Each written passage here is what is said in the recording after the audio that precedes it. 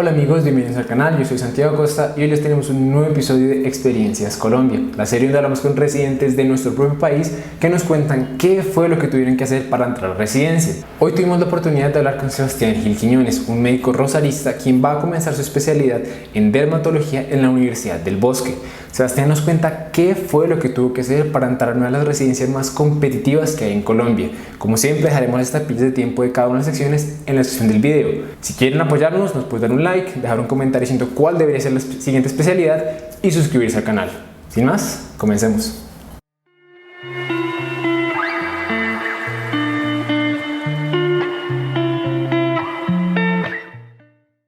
Bueno, Sebas, qué gusto tenerte aquí. Para los que están viendo, Sebastián, aquí pues tenemos a Sebastián Gil, ya lo vamos a introducir un poco más a detalle, pero les quería contar que Sebastián en realidad lo conozco desde hace ya unos 6 7 años. Estudiamos en el mismo colegio, en el Colegio San Bartolomé de la Merced, y estudiamos medicina en la misma universidad, la Universidad del Rosario. Entonces, con esa breve introducción, quisiera que nos contaras un poco más de ti, Sebas, dónde estás, qué estás haciendo en este momento. Bueno, mi nombre es Sebastián Gil, yo pues como ya habló Santiago, yo soy del Colegio San Bartolomé de la Merced, nos graduamos casi que juntos, estoy en la Universidad del Rosario, mi internado especial lo realicé en investigación en dermatología en el Centro Dermatológico Federico Lleras Acosta y posteriormente comencé a trabajar ahí como investigador. Digamos que algo que pudo generar un enlace importante con ese lugar de trabajo, que considero que es un lugar muy bueno, especialmente para un recién egresado que tiene interés en dermatología, es el conocimiento en investigación.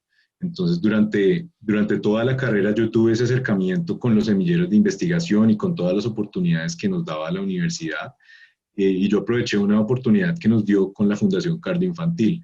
Entonces ese fue pues como el primer paso para yo poder engancharme con la parte de la investigación. Y bueno, digamos ahorita, eh, para poder, digamos que realizar mis labores en el Federico Lleras Acosta, empecé especialización y maestría en epidemiología clínica en la FUCS. En cuanto a este programa, considero que es un programa muy bueno. Es un programa que tiene un enfoque netamente en la epidemiología clínica, pero tiene un enfoque al mismo tiempo muy integral en estudios como revisiones sistemáticas de la literatura, evaluaciones económicas o incluso validación de escalas, que son elementos que no se ven mucho en otras especializaciones de otras escuelas. Además, los docentes tienen un enfoque muy bueno, son docentes generalmente de la Nacional o con formación en la Universidad Javeriana, que también son muy buenas escuelas para pues, poder realizar epidemiología. Y esto es algo que me ha ayudado mucho pues, para poder desempeñar mis labores dentro del trabajo. Estas labores son principalmente enfocadas en la realización de protocolos de investigación, en la redacción de manuscritos y de artículos científicos, y pues posteriormente la publicación de estos y estar pendiente de cómo van las publicaciones como autor de correspondencia. Entonces, pues eso sería lo que estoy haciendo en este momento y pues lo que puedo contar. Ok, pues quedó claro que tienes de cierta manera, como un background grande en investigación. Y eso, pues vamos a hacer un video aparte en donde en donde vamos a explicar exactamente cómo llegaste de ser un estudiante promedio normal a tener casi que 15 o más publicaciones y pues todo lo que nos acabas de descomponer en investigación.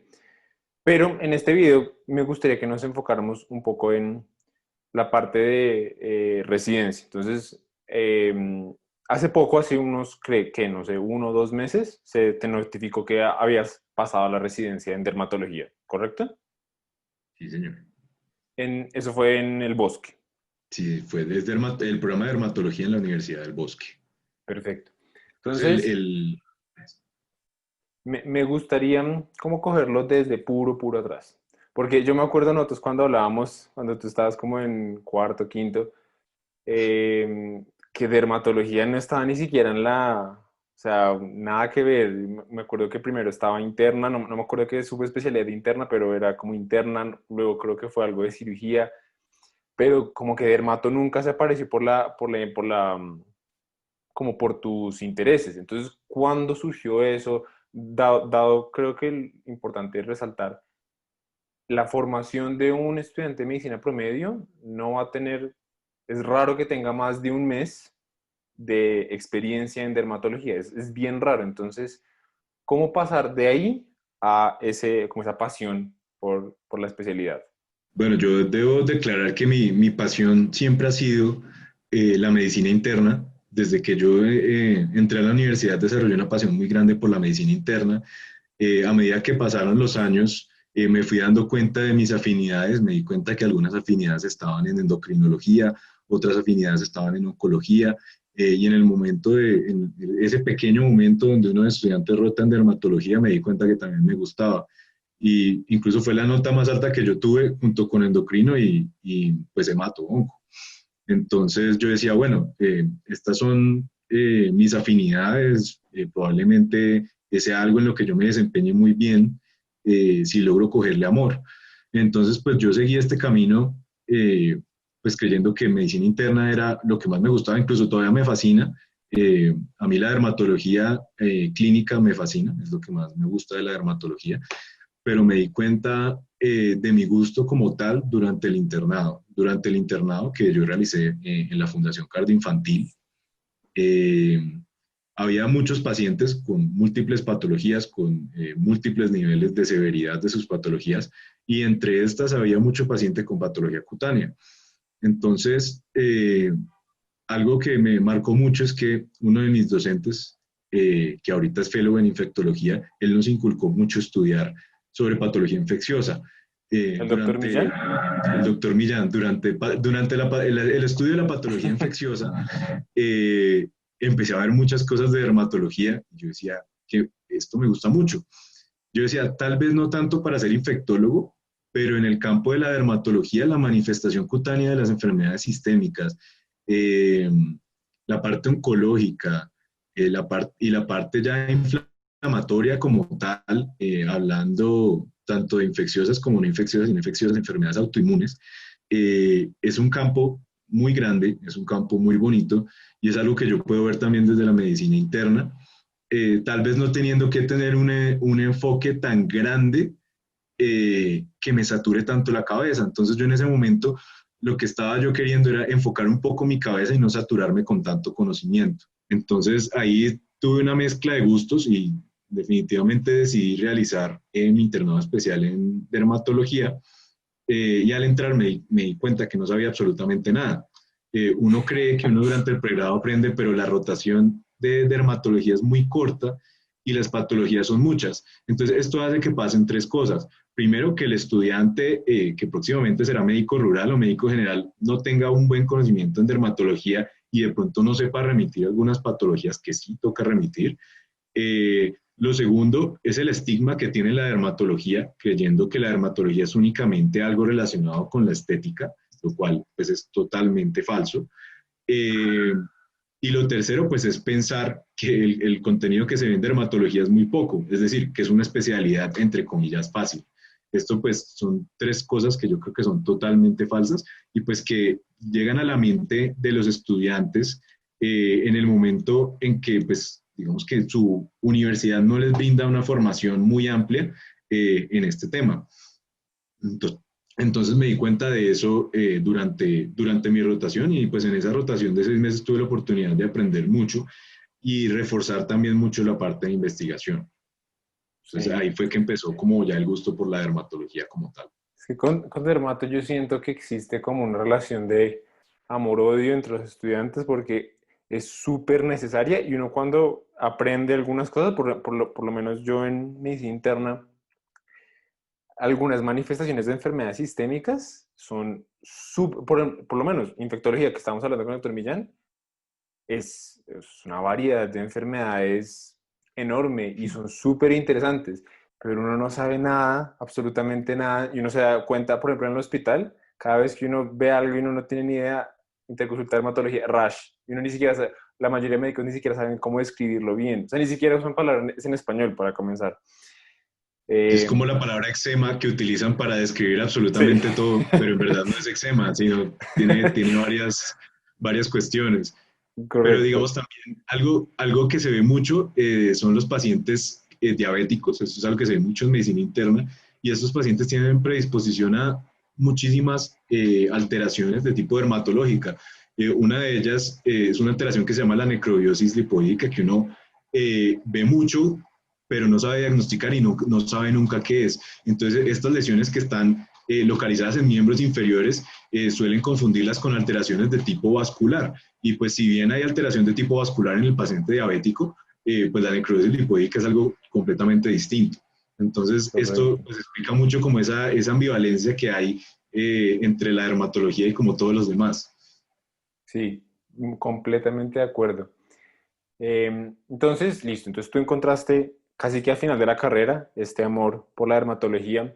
¿Eso fue suficiente para orientarte, o sea, para decir no, no es medicina interna, es más por dermato? ¿O en ese momento entró como en importancia otros factores aparte del mero conocimiento que adquirirías ya sea como internista o como dermatólogo? Es decir, por ejemplo, pues no es ninguna sorpresa que el estilo de un dermatólogo es mucho más favorable que la de un internista, por el tema de los turnos, por el tema de la remuneración.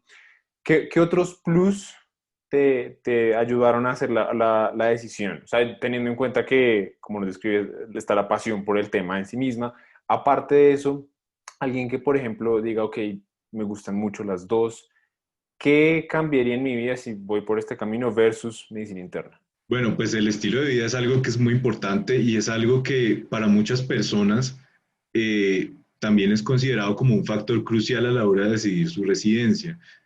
Eh, si bien tanto la medicina interna como la dermatología tienen un gran eh, espectro de enfermedades que abarcan, el estilo de vida es muy distinto. Empezando, ¿por qué? Porque dermatología no implica turnos, puesto que en dermatología uno, como dermatólogo, como residente, no va a tener que estabilizar el paciente en su primer momento, sino que uno ya recibe un paciente un poco más estable y con alteraciones que uno puede decir, entre comillas, no son tan graves o no ponen en riesgo su vida.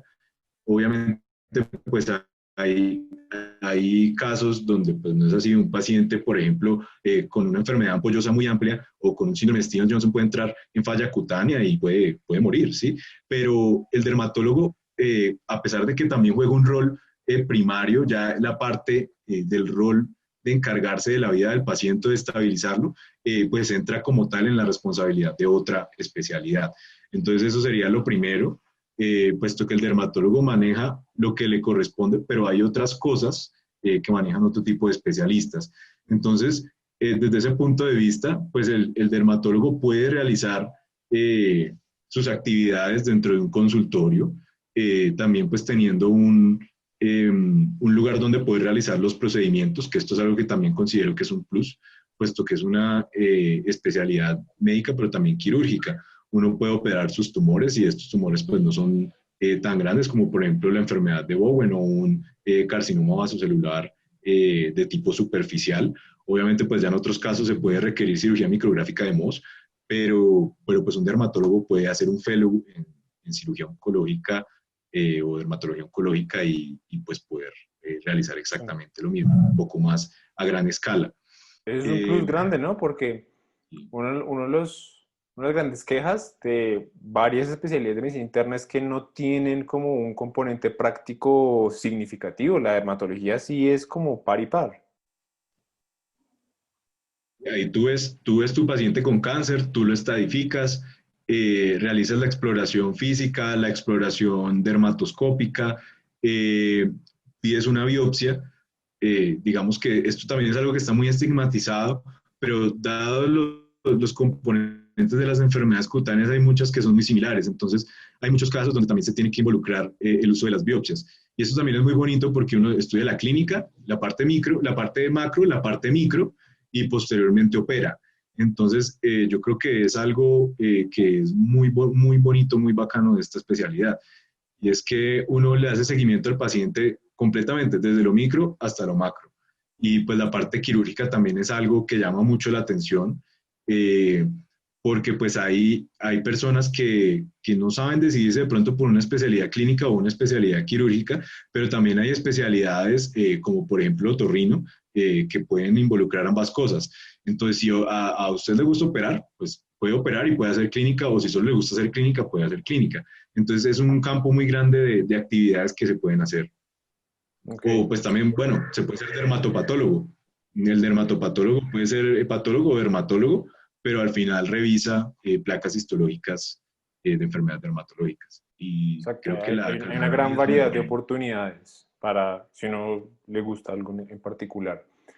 Entonces, una duda que me surge es, esta decisión la tomaste más bien tarde en la carrera, porque casi que 11 semestres los perfilaste hacia como un grupo de especialidades y en la última parte como que se volteó todo. Entonces, ¿crees que eso tuvo algún efecto? O sea, ¿te lo hizo más fácil, más difícil a la hora de aplicar la residencia? Porque, pues, no es ningún secreto que, de cierta manera, ser específico a la residencia, o sea, por ejemplo, si tus 15 publicaciones fueran de dermatología, pues es más benéfico si quieres pasar a hacer residencia versus si 12 son de cardiología y 3 son de dermatología. Entonces, ¿qué pasó por tu mente en ese momento? Porque hay muchas personas que dicen, no, ya construí como mi perfil para esta especialidad, ¿cómo me voy a cambiar ahora? O sea, eso, ¿qué surgió por tu mente en esos momentos? Mi perfil durante la universidad fue guiado hacia la medicina interna, incluso pues mis primeras investigaciones fueron en cardiopatías congénitas en conjunto con la Fundación Cardioinfantil. Entonces, todo lo que publicábamos era con respecto a la tetralogía de Fallot, al síndrome de Williams, eh, a la anomalía de Epstein y bueno, a todo ese espectro de cardiopatías congénitas que hay. Entonces, ahí pues dentro de la medicina interna yo decía, uy, cardio está interesante, pero pues en ese momento yo no tenía ni idea de lo que quería más adelante. Luego más adelante, ahí durante el internado me di cuenta que, pues, que el perfil que yo tenía era un poco más en medicina interna y en ciencias básicas, por el enfoque de genética de la investigación también. Pero, pero pues yo algo que yo decía es que si uno quiere algo, pues uno no debe ponerse como limitaciones, sino más bien luchar por lo que uno quiere y no quejarse por lo que uno no ha hecho. Entonces, fue por eso como que tomé la decisión crucial en ese último momento del internado de empezar investigación en dermatología. Entonces ahí pude hacer una negociación para poder rotar y al mismo tiempo investigar. Entonces yo decía, bueno, yo quiero investigar eh, porque mi primera opción en ese momento era irme a Estados Unidos. Y pues si bien es cierto, en Estados Unidos el número de publicaciones que se requieren son mucho más altas de las que se requieren acá en Colombia para poder aspirar a una residencia. Yo leía un artículo del JAT que decía que un residente de medicina interna en Estados Unidos tenía entre 7 y 10 publicaciones al momento de aplicar y el residente de dermatología tenía aproximadamente 17. Es decir, en ese momento yo decía, yo no tengo la más mínima posibilidad de pasar por publicaciones, eh, obviamente pues teniendo en cuenta que otro factor importante es el puntaje del STEP. Entonces, esa fue como la, el factor que me motivó a mí a realizar investigación en dermatología para yo poder ampliar o diversificar un poco como ese portafolio de investigación que tenía yo. Y ahí fue que empezó pues todas las publicaciones relacionadas con dermatología, puesto que este centro investiga muchísimo, es un centro de referencia para lepra, para leishmania, para cáncer, y bueno, para todas las enfermedades de la dermatología general, pues que se logren ver en la consulta frecuentemente, como por ejemplo el acné. Ok. Entonces ahí empezamos con un estudio de casos y controles y pues ahí más adelante fuimos desarrollando y nuevas investigaciones, pero con un enfoque específicamente en melanoma. Entonces eso es lo que hemos hecho durante este Ok, tiempo. perfecto. Y ya que mencionas el tema de Estados Unidos, me surge la duda, ¿cómo navegaste todo ese espectro de posibilidades? Porque yo me acuerdo que nosotros hablábamos que por un momento consideraste Estados Unidos. Mi pregunta es, ¿qué pasó con esos Estados Unidos? ¿Consideraste algún otro país, estilo España? Como, ¿qué pasó por tu mente y por qué tomaste la decisión final de hacerlo aquí en Colombia?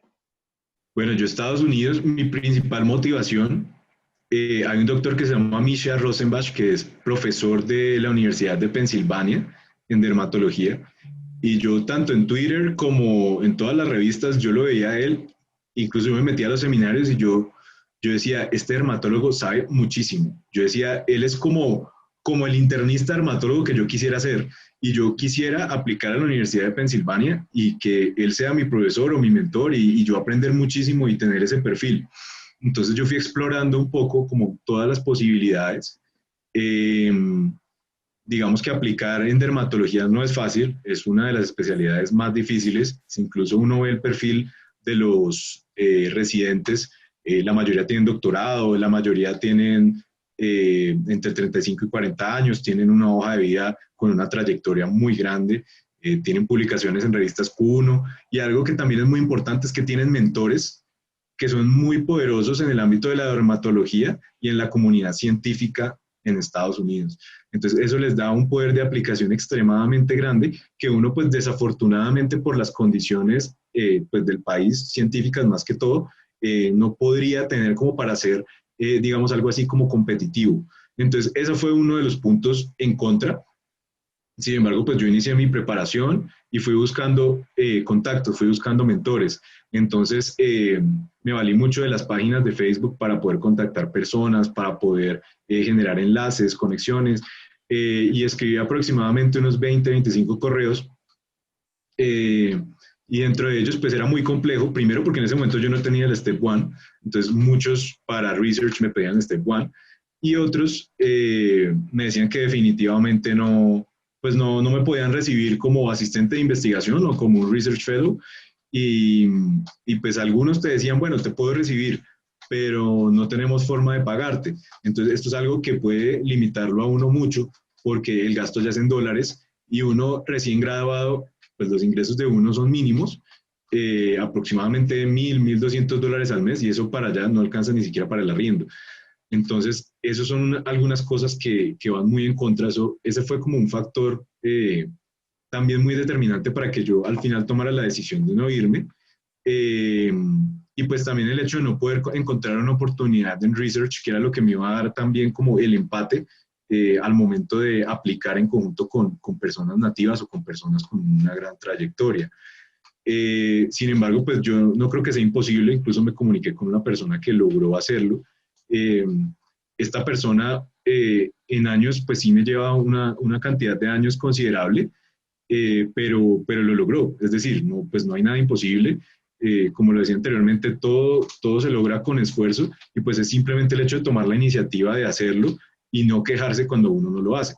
Entonces, ¿de qué es posible? Es posible. También tuve la limitación de que no pude hacer el STEP porque a pesar de que lo preparé, pues ya en ese momento estaba dentro de la especialización, dentro de la maestría y trabajando. Entonces esto limitaba un poco mi tiempo como para yo poder decidirme 100% lo hago.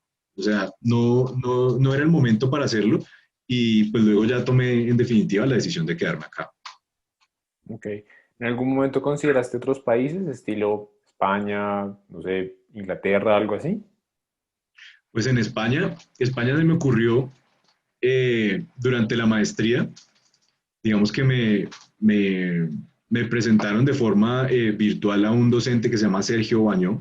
Él es especialista en tricología eh, y uno ve que los dermatólogos allá disfrutan muchísimo su calidad de vida, disfrutan muchísimo el estudio porque ellos asisten a múltiples congresos, a múltiples charlas. eh, Aparentemente el servicio es muy amigable, entonces los que llegan aprenden muchísimo. Eh, pero pues digamos que como en ese momento mi cabeza estaba centrada en Estados Unidos, no lo consideré.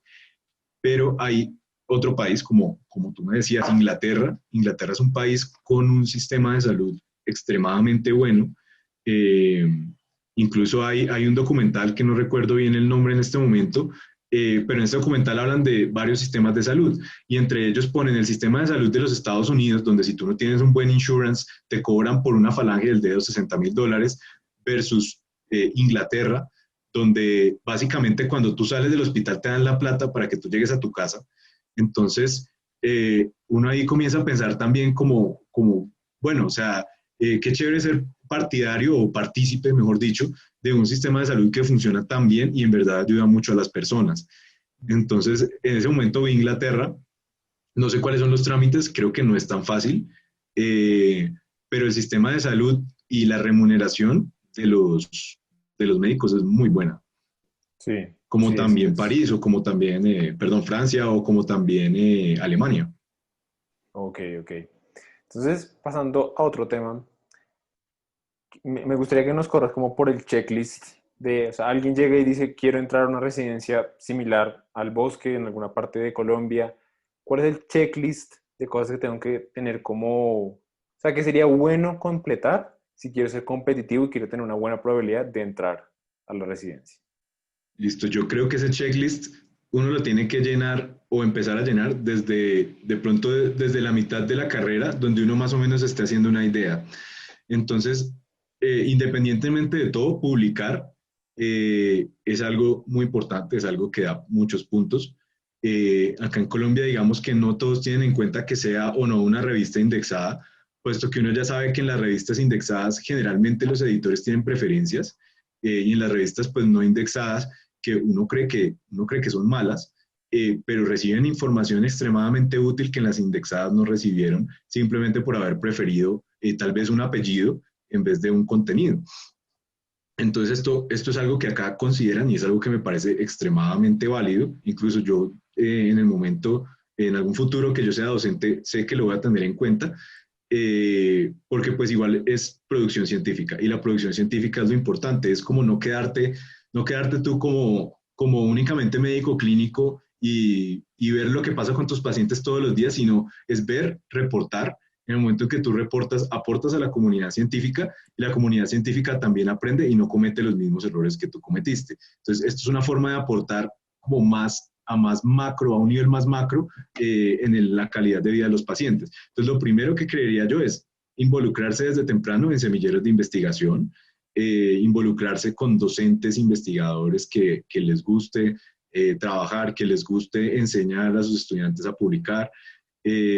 Y pues independientemente de lo que le toque hacer a uno como estudiante, que generalmente pues son trabajos extensos, pues todo tiene su fruto y es al final el nombre dentro de la publicación, pues que fue bien merecido.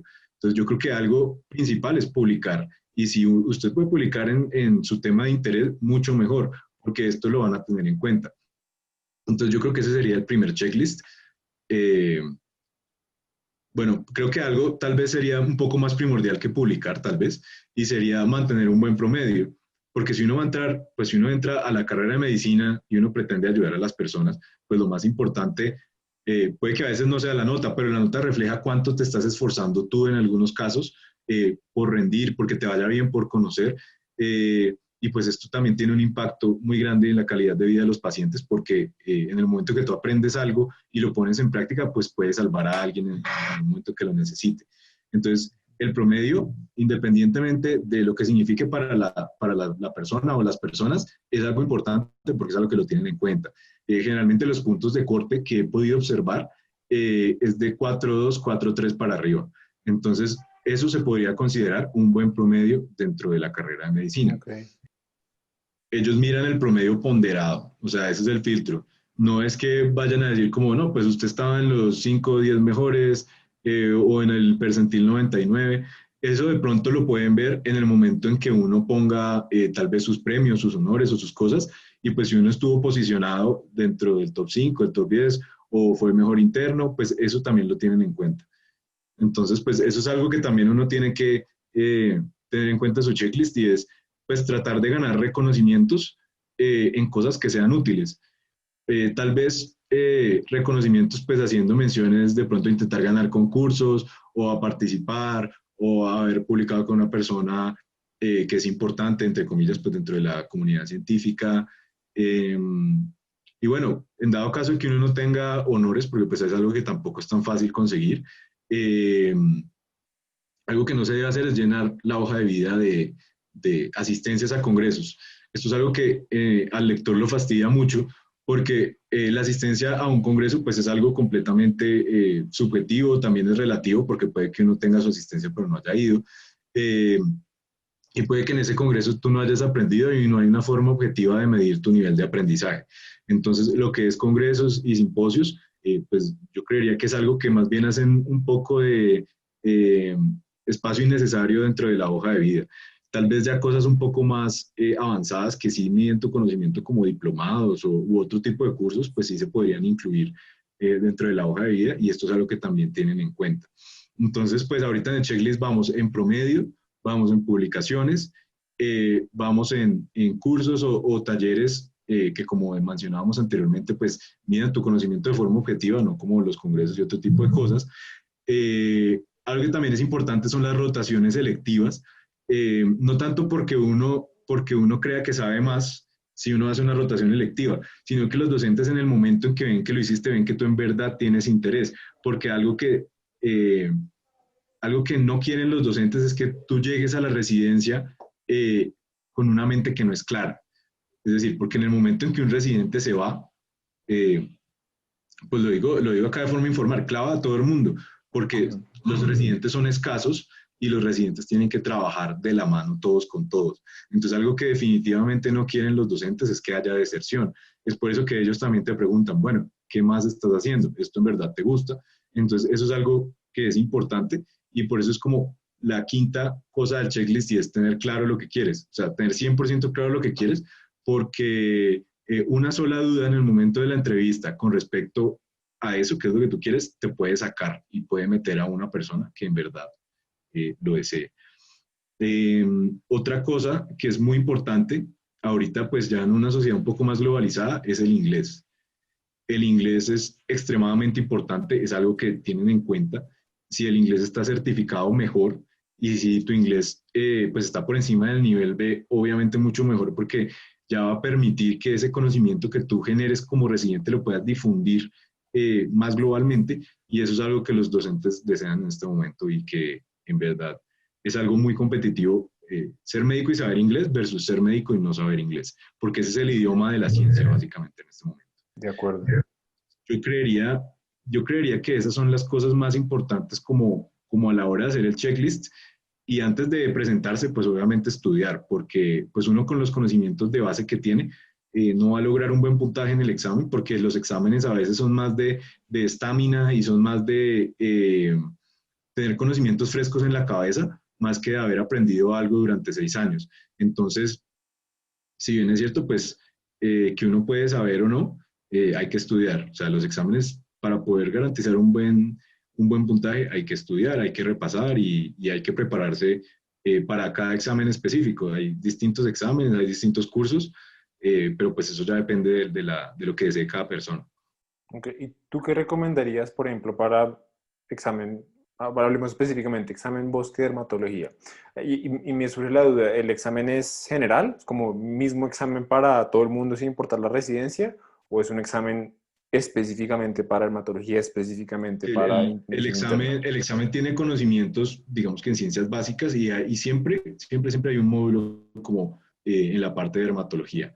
Esto es algo que pasa mucho como, si no estoy mal, en casi todas las universidades, eh, excepto en este momento en ICESI, pues a la hora de hacer el examen pues no había examen específico para dermatología, era únicamente el STEP 2. Pero pero generalmente sí, o sea, toca estudiar para todo y estudiar también un poco de lo que es más frecuente para la especialidad que uno quiere. Generalmente pues no le van a arrojar a uno preguntas muy avanzadas, pero pues sí toca tener conocimiento en eso. Ok. ¿Y cómo recomendarías estudiar? Pues bueno, yo para los exámenes, que era algo pues que también hablamos en algún momento, como pues yo hice la preparación para los STEPS inicialmente, eh, esto creo que es algo que es muy valioso porque la manera como le inculca a uno el conocimiento de los STEPS es algo muy global. Es como una forma de aprender la medicina y al mismo tiempo integrarla, porque en el momento de uno leer el First Aid, pues eso ya es como toda la medicina en todos sus diferentes aspectos, desde lo micro hasta lo macro, hasta lo que uno ve y no ve en el paciente. Entonces es una forma de estudiar que yo pienso que es extremadamente útil y valiosa, no solo porque te da una mente un poco más resolutiva para tú poder afrontar algunos problemas, sino que te da conocimiento muy sólido por esta cuestión de las mnemotecnias, de uno poder realizar en algunos casos pues flashcards con Anki y uno poder como repasar esos temas que de pronto no son tan fáciles. Entonces yo creo que por eso el STEP es algo muy, como que aporta muchísimo, pero pues dos cosas, el Step 1 tiene un enfoque en básicas que es muy grande y el Step 2 tiene otro enfoque que es tal vez el enfoque en el que más se centran los exámenes colombianos. Entonces, pues yo lo que sugeriría, si bien uno puede hacer el Step 1 o el Step 2 y estudiar, que te va a hacer un médico extremadamente bueno y resolutivo y con mucho conocimiento. Yo diría que para aplicar acá es mejor utilizar los exámenes específicos. Pues ¿por qué? Por simple estadística. Digamos, si el examen está diseñado para esto, pues lo más probable es que funcione. Si el STEP está diseñado para otra cosa, pues probablemente las probabilidades de que tú pases al examen de acá utilizando una fuente que tiene un gran número de recursos que tal vez no son los que necesitas, pues te puede de pronto, o puede de pronto que no marques la diferencia, diría yo, pero igual son recursos extremadamente valiosos. Yo creo que pues la mejor manera de estudiar es con libros, leyendo, viendo videos. Uno durante la preparación del STEP aprende algo que uno dice, si yo hubiera aprendido esto desde el primer semestre, yo hubiera ahorrado mucho tiempo de mi vida, y es básicamente con las flashcards. Este spaced repetition que uno hace, que así creo que se llama esa técnica, eh, hace que uno consolide los conocimientos de una manera muy buena, y hay cosas que son muy rebuscadas que a veces uno tiene que saber que la única forma de aprendérselo es haciendo flashcards. Entonces, primero, pues esta es una manera extremadamente buena, y fue algo que yo empecé a aplicar para estudiar dermatología, y era poner imágenes con la alteración dermatológica, y en el reverso de la flashcard poner qué es o con qué se relaciona, etcétera. Entonces, esa forma de estudiar del STEP me cambió a mí la vida y me permitió de ahí en adelante para las demás cosas estudiar de una manera un poco más efectiva. Entonces, pues independientemente del curso que uno haga, si uno utiliza pues bien los recursos de lectura, sin necesariamente pasarse a la hora de resaltar cosas, porque pues eso se ha visto que no sirve para nada, y utiliza bien los demás recursos que uno tiene, pues yo creo que es una forma de uno poder garantizar el éxito a la hora de hacer los exámenes. Y obviamente realizar exámenes a modo de simulacro. Estos simulacros que le ofrecen a uno plataformas como el MIR o como el SEM y todo esto, es algo que lo prepara a uno mucho, porque a veces, pues dado que el cerebro funciona a punta de neurotransmisores, esta adrenalina que genera el hecho de realizar un examen activa todos estos neurotransmisores que te traen la información a la cabeza de una manera en la que tú no sabes. Pero esa información se queda ahí, no sabemos cómo, y más adelante en un examen que ya no sea un simulacro, se te va a hacer mucho más fácil la vida. Correcto. Entonces, es importante tener buenas técnicas de estudio. Flashcards, Active Recall, simulacros. Donde me queda un poco la duda es, por ejemplo, tú recomendabas los libros y los simulacros, pero libros de como, ¿por qué no se puede perder en, pues, no sé, por ejemplo, medicina interna? De aquí a que uno lea Harrison para un examen de residencia, pues 3 años pasan. Entonces, ¿qué tipo de libros? ¿Dónde uno puede encontrar los simulacros? Como, ¿de dónde? O sea, ¿qué recursos son costo efectivos para el objetivo que uno tiene de presentar el examen pronto? Bueno, pues yo personalmente, si me hablan de recursos de acá en Colombia, utilicé los libros del CTO. Son libros que son muy concisos, tienen información muy buena. Eh, la única desventaja es que la información está tan sintetizada que si tú no sabes del tema, te va a tocar probablemente usar otros recursos. Pero estos libros del CTO te dan, siento yo, la información suficiente para poder uno soltarse con los exámenes que le hacen a uno acá. También están los libros del MIR, estos no los he explorado, pero sé que hay personas que estudiando con el MIR les ha ido muy bien, y también personas que han estudiado con el SEM que han pasado directo a residencia haciendo el curso una vez. Y creo que el SEM tiene una plataforma. En esta plataforma pues ellos ven videos, y es algo también muy similar a lo que se hace en la plataforma de Kaplan, y pues, es básicamente leer, ver videos y hacer simulacros. Para mí esa es la mejor manera de estudiar, pero pues digamos que a punta de los libros del CTO, leyéndolos de una manera efectiva, con el Active Recall y todo esto, se puede garantizar uno soltarse con el examen. Y pues a veces puede que a uno no le vaya bien, se han visto muchos casos, pero en la segunda presentada del examen ya tienen suficiente confianza y un poco más de energía para poder realizarlo, porque pues también es algo que depende mucho como del estado de ánimo y todas estas cuestiones. Pero yo creo que un punto clave para poder acceder a la residencia acá es desde el momento en que usted se gradúe, independientemente de que entre a rural o no entre a rural, pongas a estudiar porque primero en el rural, para nadie es un secreto que todos adquieren muchísimas mañas. Entonces, como son mañas que no son basadas en la evidencia, es conocimiento que se integra, que es un conocimiento sin sentido. Entonces, a la hora de resolver una pregunta que sí está basada en conocimiento reciente, va a haber fallas y va a ser una pregunta que no te va a quedar bien. En cambio, un médico que está recién graduado, que empieza a estudiar, independientemente del recurso que use, obviamente, pues, si va a acceder a las residencias de Colombia, pues sí tiene que irse un poco más específico con los libros. Yo pongo el ejemplo de CTO porque me parecen extremadamente buenos. Sí. Pues, digamos que en la parte de contenido, pero si uno los empieza a estudiar desde que uno se gradúa, yo creo que en el momento ya de estudiar firmemente para el examen, que digamos que puede que durante ese año de rural no estudies firmemente, pero ya te los leíste todos, en el momento de ya estudiar firme unos 2 o 3 meses todos los días, eso te va a garantizar un muy buen resultado y ya te tocas prepararte para la entrevista, que es otro paso que definitivamente no es fácil. Hablemos un poquito de eso. ¿Cómo manejar el tema de la entrevista? ¿Por qué es tan difícil y qué tan importante es? Bueno, la entrevista es difícil, para nadie es un secreto, a menos que tú conozcas a todas las personas que están dentro, que eso es algo que generalmente no sucede. Y la entrevista es difícil por varias cosas.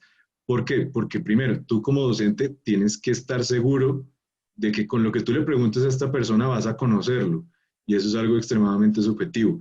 Lo segundo eh, es que tú no quieres que entre una mala persona o una persona que de pronto no tiene las aptitudes para ser, en mi caso, dermatólogo o una especialidad X, a tu residencia. ¿Por qué? Porque esta persona se va a relacionar contigo y con tus residentes durante 3, 4, 5 años. Entonces, esto es otra cosa por la cual los docentes están muy a la defensiva en el momento de la entrevista. Eh, ¿Por qué también es complejo? Porque hay muchos aspirantes. Entonces, por ejemplo, puede haber 200 hojas de vida, 200 exámenes que les fue muy bien, pasan 10, 15 entrevistas y son 15 para pelearse unos 2 o 3 cupos. Entonces, ellos tienen que garantizar que esa entrevista les permitan conocerte lo suficiente como para poder decir que tú te mereces ese cupo. Entonces, esto hace que las preguntas que giran en torno pues a la residencia sean tan difíciles. Entonces, pues bueno, yo creo que eso es lo difícil y para poder preparar una buena entrevista, eh, pues lo primero es conocerse. O sea, eso es algo que suena muy cliché, pero los docentes no quieren una persona que no se conozca a sí misma, ¿sí? Eh, digamos que es conocer tus fortalezas y tus debilidades y también en lo que tú eres bueno aportando a los demás. ¿Por qué? Porque es que ellos quieren que tu principal fortaleza sea el trabajo en equipo. Si tú eres una persona que no trabaja en equipo, no le sirves porque en general la medicina es un trabajo en equipo, porque Sí. una persona no lo sabe todo. Entonces, esto es lo primero, es trabajar, valga la redundancia, en tu trabajo en equipo y en ver dentro de tu cabeza qué es lo que tú aportas en el momento de trabajar en equipo. Eres buen líder, sabes manejar bien recursos, sabes hacer bien la logística. Es algo que tú tienes que saber siempre y es en qué trabajo bien yo cuando estoy en un equipo. Entonces eso es algo que tienes que decir y si tú te conoces y sabes que trabajas en equipo y se los demuestras, pues eso te va a dar un punto a favor porque es lo que ellos quieren. Lo Bueno, otro ¿y es que, uno cómo puede demostrar eso en una entrevista? bueno, eso empieza por, en el momento que te preguntan quién eres, eh, uno puede decir soy médico y quiero ser dermatólogo. Eso inmediatamente te descalificaría. Pero, pero primero tienes que saber cuáles son tus fortalezas. Listo, puede que yo sea inteligente, pero mi debilidad es que no sé hablar o mi debilidad es que no sé expresarme. Entonces, ¿cómo puedo aportar yo a un equipo? Puedo ayudar a hacer diapositivas y puedo enseñarle a algunas personas por medio de esas diapositivas y ellos las exponen durante el congreso. Entonces, eso guía mucho, o sea, eso se va moldeando a medida que uno va realizando la conversación con el docente, pero es una forma de tú canalizar tus fortalezas y tus debilidades a un trabajo en equipo efectivo. Entonces, lo primero va a ser siempre hablar de uno mismo. Hay algo que se tiene que tener en cuenta y es que dentro de la psicología, una persona que solo habla de sí mismo es una persona egoísta. Si te preguntan quién eres, algo que toca siempre tener en cuenta es que pues tú no eres tú, a veces tus pensamientos no son los tuyos, sino los de la otra persona, pero tú crees que son tuyos. Pero al mismo tiempo eres una persona que es social, eres una persona que tiene familia, eres una persona que convive con más personas. Entonces, dentro de esa descripción de ti mismo tiene que ir lo que te rodea. Yo vivo con mis papás, yo vivo con mi hermano, yo vivo con mi perro, mi relación con ellos es muy buena. Eh, también entré a estudiar medicina por tanto tiempo, lo disfruté mucho, tuve muchos amigos y posteriormente me dediqué a hacer esto, esto y esto. Dentro de esto me destaco porque trabajo muy bien en equipo. Mi debilidad es que me da sueño muy fácil, pero entonces logro compensar esta debilidad porque soy muy proactivo, entonces cuando me da sueño tomo mucho café. Entonces siempre hay una forma digamos que, diciéndolo informalmente, de pilotear las situaciones, Ujú. porque todos tenemos defectos y todos tenemos cosas buenas, pero todo está en el querer, ¿sí? Si uno tiene muchos defectos, pero uno quiere trabajar en equipo, uno lo puede lograr. Pero entonces es canalizar ese quién soy hacia, primero, tengo mis fortalezas y tengo mis debilidades, y segundo, estoy rodeado de personas que me aportan y que también me necesitan. Entonces, esto es algo que tiene que ir dentro del quién eres para tú poder demostrarles a ellos que no eres solo tú, sino también los demás y que trabajas bien en equipo. Entonces, esto es crucial. Uno generalmente ve que las personas que solo hablan de ellas, de sus logros, se enaltecen mucho, pues estas personas no son como generalmente muy codiciadas porque son personas muy egoístas, entonces probablemente el trabajo en equipo sea un poco difícil. Sí, está bien No bueno ese tengas. tip. ¿Qué otras cosas son importantes? O sea, ya creo que cubrimos la pregunta de como cuéntanos un poco de ti, que esa es como siempre la que inicia. Entonces, esos tips están muy buenos. ¿Qué otras preguntas suelen salir frecuentemente en entrevistas? Como que vale la pena de pronto pensar un poquito. Bueno, siempre hay tres, o sea, siempre es ¿quién eres tú? Eh, ¿Por qué escogiste esta universidad? Eh, en esa pregunta, pues uno tiene que conocer muy bien la universidad y muy bien el programa. O sea, si uno llega sin saber cómo se llama la universidad o quién es el rector, pues estás jodido porque si te preguntan y eres muy de malas de que te preguntan quién es el rector y no sabes, quedas descalificado en ese mismo instante porque no preparaste lo suficiente y eso se dan cuenta ellos. Entonces es conocer el programa. Tú debes tener el programa en cuanto a currículo, lo debes tener en tu cabeza y debes comparar con los demás currículos. En dado caso de que te pregunten con respecto a los demás currículos qué ventaja tienen, tú poder desde tu opinión decirlo de una manera que suene interesante, de una manera que exalte un poco el trabajo de los docentes, que eso es algo que a ellos les gusta mucho, como tú decirles que están haciendo las cosas bien. Eh, y pues bueno, es básicamente eso. Y lo otro es por qué la especialidad. Entonces, esto es algo que también puede confundir a muchos, porque si, por ejemplo, tú vas a entrar a cirugía plástica y le dices a los profes, no, yo quiero ser cirujano plástico porque quiero tener mucha plata. Entonces, ahí, primero, pues no tienes claro lo que quieres. Segundo, pues eres médico y si eres médico no es porque quieres plata, sino porque tienes otras cosas en la cabeza que giran en torno a ayudar a los demás. Eh, y pues definitivamente no sabes. Entonces, no queremos un residente que no sabe porque entonces en el primer año se nos va. En cambio, si tú tienes una descripción bien estructurada de lo que tú eh, quieres en tu cabeza, de la forma en cómo tú ves la especialidad, de la forma como tú ves el estilo de vida, como tú ves el conocimiento, qué es lo que más te gusta de la especialidad, ¿sí? O sea, esta es una pregunta muy difícil porque todos tienen su punto de vista frente a eso. Sí. Una persona puede decir que le gusta dermatología porque le parecen bonitas las máculas. ¿Y quién le dice que no? Si va a ser buen dermatólogo porque le parecen bonitas las máculas y lo demás lo sabe estudiar muy bien, pues bueno, bien. Pero los docentes quieren una explicación un poco más estructurada de lo que para ti significa la especialidad. Digamos, Tú, por algo que ejemplo, ¿cómo organizaste esa respuesta tuya? ¿Por qué te gusta yo dermatología? organicé esa respuesta primero contando mi historia. Ujú. Porque yo, primero, pues no iba a llegar a decir mentiras. Yo les dije que en el primer momento me gustaba medicina interna, fui desarrollando el amor por la dermatología y eso me llevó pues a tenerle un gran amor, pero también aquí en este gran amor no es como zafarse a decir que no, lo amo, no sé qué, sino tener algo en mente como para decir, sino decir algo lógico, como por ejemplo, algo que yo dije como soportando esta idea que te acabo de decir, es que me gustaba mucho la dermatología por el hecho de que es una especialidad que es clínico-quirúrgica, entonces tienes un campo extremadamente amplio de oportunidades para poder desempeñarte como profesional. Lo segundo que hablé era algo que ya hemos hablado pues durante esta charla y es que la dermatología toca tanto lo micro como lo macro. Entonces, tú ves una lesión, pero puedes irte al microscopio a ver qué hay y ya darle una explicación un poco más lógica dentro de tu cabeza, porque no todas las máculas rojas significan lo mismo en el momento de verlas en el microscopio. Entonces, esa fue mi forma de justificar como por qué me gustaba la dermatología. Me parecía que era un campo muy amplio de oportunidades, las patologías eran muy interesantes, el campo de acción es muy amplio. Y también dije algo que pues va mucho conmigo, y es que también hay muchas cosas por investigar. Entonces, pues eso fue como un plus ahí que dije. Obviamente, pues de pronto no va tan relacionado con la dermatología como tal, pero pues sí, yo creo que en todas las especialidades hay algo por investigar, pero me fui por ese Claro. lado, la verdad. Ok. ¿Algún consejo extra, ya sea con entrevista o con algo que no hemos hablado que sea importante a la hora de todo el proceso de entrar a la residencia? Sí, puede que la entrevista no sea solo, puede que la entrevista sea con otra persona. Si te toca la entrevista con otra persona, salúdala.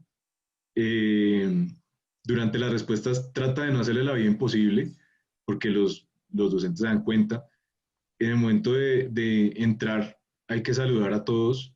Eh, digamos que ahorita pues por lo del COVID es complicado y ahorita con entrevista virtual mucho más difícil porque digamos que algo que marca mucho la empatía entre las personas es el contacto visual. Entonces uno sin poder hacer contacto visual a la hora de estar en una charla virtual pues es un poco más difícil como generar esa empatía. Entonces pues en las charlas virtuales lo más importante es saber hablar, saber expresarse, tener una buena conexión a Internet eh, y tratar de no ponerse nervioso. Yo sé que eso es imposible, eh, pero en el momento en que una persona se pone nerviosa a veces no logra articular sus ideas y en el momento de hacer esperar un poco a las personas que están como en la audiencia escuchándote, esas personas se van a aburrir y de pronto no vas a ser tan interesante para ellos si estás con otra persona dentro de la entrevista.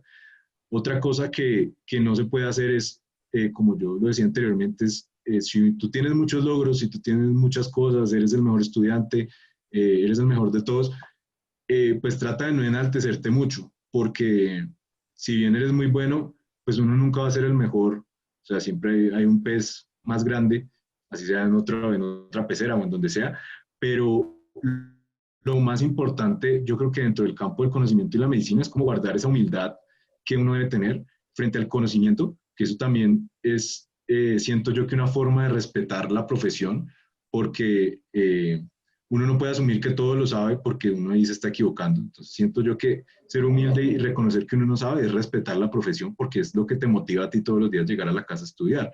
Entonces, algo que definitivamente no puedes hacer es exaltarte, demostrarte egocéntrico, demostrarte prepotente, porque si bien puedes ser el mejor y en tu hoja de vida ya está, pues no necesitas decirlo a menos de que te pregunten. Algo que te pueden preguntar mucho son cosas de la hoja de vida. Entonces, esa hoja de vida es un arma de doble filo, porque si tú colocas que sabes francés y un docente sabe francés y te habla en francés y no sabes, está bien. Si te preguntan de un hobby y no sabes cómo hablar bien de tu hobby o se dan cuenta que no sabes tocar guitarra, pues también, chao. Es ser muy sincero en la hoja de vida, porque la hoja de vida ellos la tienen, tú la tienes, lo ideal es no leerla, porque si es tu hoja de vida, pues es tu vida, tú te la sabes. Generalmente cuando la gente la lee, eso da un poco de desconfianza. Eh, y pues es como saber bien en tu cabeza qué cosas han impactado tu vida y qué decisiones has tomado bien y qué decisiones has tomado mal. Pero pues también no falta, por ejemplo, el docente que te pregunta sobre cosas actuales. Por ejemplo, te puede preguntar como cuál fue la noticia de ayer, o en ese momento, ¿por qué Álvaro Uribe estaba en casa por cárcel? Entonces, ellos quieren que tú no solamente te enfoques en la medicina, sino también en lo que pasa a tu alrededor, porque el médico aborda una problemática que, como vimos en APS, ¿te acuerdas? La problemática no es salud, sino también es algo social, hay determinantes sociales, hay cosas que afectan a las personas que vienen de afuera. Entonces ellos quieren que tú tengas como esa visión holística del paciente. Entonces te pueden preguntar cualquier cosa de actualidad y no está mal que te lo pregunten. Entonces, el día anterior, léete las noticias, ese mismo día levántate, pon la radio, desayuna bien, saluda a todo el mundo, hablar muy tranquilo, tratar de no hablar solo de uno, ni de sus logros, ni de nada de eso, responder a lo que te pregunten sobre tu hoja de vida, que a todos les va a interesar tu hoja de vida porque si llegaste ahí es por algo. Eh, y pues algo que es no tratar de decir es que tienes muchas opciones de universidad. Es básicamente si ellos dicen, bueno, si este más no pasa, pues tiene otras opciones. Es decirles o hacerles caer en cuenta que tu preferencia número uno son ellos, porque su programa es bueno, porque sus docentes son buenos, porque el programa se ha caracterizado por por resaltar en congresos, por resaltar en charlas, por resaltar con respecto a las otras universidades a la hora de establecer discusiones médicas en un hospital. Entonces, es básicamente conocerse a sí mismo, conocer al programa y pues estar muy tranquilo, porque igual a la final, o sea, puede que esto que estemos hablando sea un poco genérico, pero al final te pueden preguntar lo que ellos quieran. En mi caso, a mí me preguntaron algo que yo no me esperaba, y es, bueno, usted se ha destacado mucho por la investigación. ¿Por qué no continúa su camino como investigador en vez de involucrarse en la clínica? Esa es una pregunta muy difícil, porque Mm, uno, ¿cómo uno les dice que estaba haciendo algo clínico si era algo netamente investigativo? Ahí yo eh, esa respuesta fue básicamente que la clínica y la investigación no son mutuamente excluyentes, sino que una complementa a la otra. Entonces, así me zafé muy bien de esa pregunta. Igual es cierto, digamos que una cosa no excluye a mm, la otra y en la clínica puedes aportar muchísimo a la investigación y de la investigación eh, pues a la clínica, porque igual de la investigación es que salen las guías de práctica clínica. Si no existieran los epidemiólogos que hacen las guías de práctica clínica, pues entonces el internista no estaría todas las mañanas con su nueva guía enseñándole a sus estudiantes cuál es el nuevo medicamento o cuál es el nuevo esquema. Entonces, esa fue mi forma de explicar eso, pero es algo que iba muy dentro de mi hoja de vida. Entonces, mm, es básicamente conocer eso y saber pues, cómo responder a preguntas que pueden ser consideradas un poco hostiles, pero es más bien para que ellos sepan qué tanto estás seguro de lo que quieres hacer. ok. Mi última pregunta, yo creo que sería, ¿qué crees que fue, o sea, qué es eso en tu hoja de vida, en tu aplicación, que te hizo como destacarte de los demás aplicantes? Que tú dices, si yo no hubiera tenido esto, de pronto no hubiera entrado, o par de cosas, o tres cosas. O sea, cuáles fueron como tus armas clave a la hora de ser competitivo? Pues yo considero, bueno, si bien todos mis compañeros, todos mis coR son extremadamente buenos, o sea, uno ve los perfiles y uno dice, ellos se prepararon mucho, ellos saben mucho, ellos estudiaron mucho. Era una entrevista, si no me equivoco, como de 15 personas y de ahí pasamos dos para febrero y pasaron dos para agosto. Entonces uno ve en ellos, todos son personas, todos tienen un común denominador y es que todos hicieron su internado especial o fueron monitores o tutores de dermatología, todos tienen publicaciones, todos tienen algo relacionado con investigación, sea participación en semillero durante más de 4 años o diplomado o especialización, o en mi caso, pues especialización y maestría, pero todos tenían ese común denominador. Entonces, si yo digo como cuál es mi fuerte, pues yo básicamente no sabría decir porque todos tenemos como el mismo perfil. Obviamente, pues esos perfiles se distribuyen de maneras distintas. Eh, pero yo considero que simplemente el hecho de nosotros haber planteado desde antes en esta charla ese checklist hace que uno en el momento de llegar tenga una competitividad muy alta y así todos tengan lo mismo que tú. Si tú has hecho las cosas bien, que es lo más importante, pues vas a tener un plus. Yo siento que tuve un plus en la entrevista, me sentí muy bien, me sentí muy cómodo, supe manejar el estrés, a pesar de que esa noche no dormí, creo que nadie duerme la noche de la entrevista, pero yo me sentí muy bien durante la entrevista. Y pues una de las formas de yo como sustentar la parte de investigación es que, por ejemplo, pues en mi hoja de vida yo había puesto todo. Entonces algo que me dio puntos en ese momento, y uno dice, bueno, ¿quién lo diría? Y es que pues en la Universidad del Rosario hacemos unos concursos que se llaman Joaquín Cajiao. ¿Sí, Santi? Entonces tú has sido organizador de los Joaquín Cajiao como por 8 años. Al final de la carrera yo gané un concurso con mi equipo y eso fue un muy buen sustento para decir como, oiga, yo gané un concurso de medicina general, pues vea que yo no soy flojo en la clínica, sino que me gusta hacer ambas cosas. Estoy haciendo una formación en investigación para aportar. Entonces yo creo que mi aporte principal dentro de este grupo va a ser en investigación muchísimo por la experiencia y por el conocimiento y es algo que marca demasiado. Y es decir, es más codiciado alguien que sepa investigar y sepa escribir a alguien que no sabe, porque ahorita todo gira en torno a investigar, porque el prestigio científico para los médicos también es importante. Y pues para nadie es un secreto que los docentes no tienen tiempo y son sus residentes los que les ayudan en esos trabajos, obviamente pues también como autores, pero pues eso es un plus muy grande. Pero independientemente de todo, todos tenían experiencia en investigación. Entonces probablemente esos sean factores que aportan al momento de aumentar la probabilidad de pasar. Ya digamos, hablando estadísticamente, esos puntos de los que ya hablamos van a hacer que tú tengas un match acá muy productivo. Eso pues sumado al examen y, y pues independientemente de toda la entrevista, porque la entrevista te puede anular todo. O sea, todo lo que tú hayas hecho en tu hoja de vida te lo puede anular una mala entrevista. Entonces, Correcto. es tener en cuenta esos puntos como, como para garantizar una probabilidad pre-entrevista alta. Ok, entonces está bueno, aprovecho la última parte de la investigación para contarles que en el momento en que salga esta entrevista, probablemente en una semana va a salir, vamos a grabar ahorita un video de uno cómo comienza de cero, de ser un estudiante normal, común y corriente, sin cero publicaciones, a el punto en el que se basa en este momento ya con más de 15 publicaciones, que le mandan artículos para que los revise, uno cómo pasa de eso a eso. Pero esta entrevista por ahora creo que la vamos a dejar aquí. ¿Alguna cosa adicional que quisieras decir, Sebas? No, pues lo que les decía, pues muchos éxitos.